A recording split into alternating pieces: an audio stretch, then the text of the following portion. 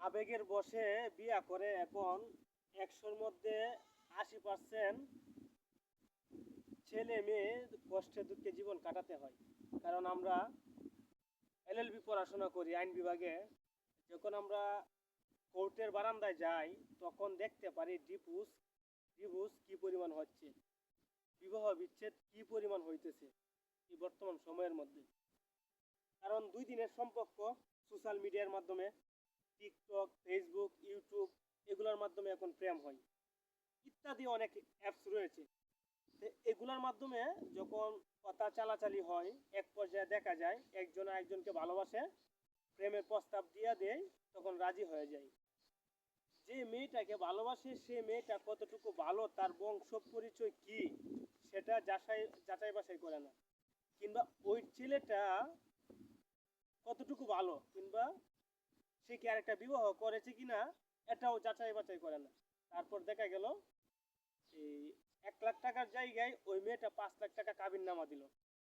কারণ এটা বাস্তব অভিজ্ঞতা থেকে আমরা বলতেছি।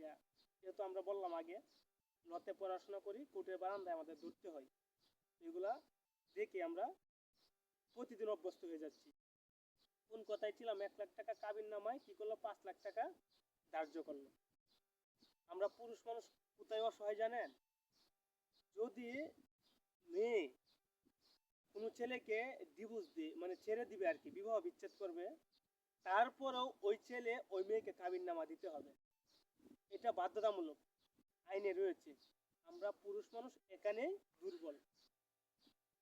তো এই জন্য আমি অন রিকোয়েস্ট ফর ইউ, প্রত্যেক বাংলাদেশের যুবক যুবতী যারা রয়েছে, আমি শুধু মেয়েদেরকেও দোষারোপ করবো না, ছেলেদেরও এই জায়গায় অনেক ভুল রয়েছে। তো দুজনের ভুলের কারণে দুজনের ভবিষ্যৎ কিন্তু অন্ধকার হয়ে যায় এক সময়। আর এই ছেলে মেয়ে দুইজনের পিছে কিন্তু রয়েছে আরো 2টা ফ্যামিলি, মা বাবা ভাই বোন দাদা দাদি আত্মীয় স্বজন। তারাও কি হয় এক সময় ওই সন্তানের চিন্তায় রাতে ঘুম আসে না, অনেকে সেন্সলেস হয়ে পড়ে, ইত্যাদি কারণে অনেকে মৃত্যুবরণ করে, অনেক মা বাবা দেখা যায় এই সন্তানের সুখে। ওই জন্য আমি বলবো যে আবেগের মন পাগলামি, এত আবেগ ডালিয়েন না। সময় হলে বিয়ে শাদী করবেন পরিবারের যাচাই বাছাইয়ের মাধ্যমে, এটাই মনে করি সবচেয়ে বেটার। আর কিছু বলার নেই। সকলে ভালো থাকবেন, সুস্থ থাকবেন। আল্লাহ হাফেজ।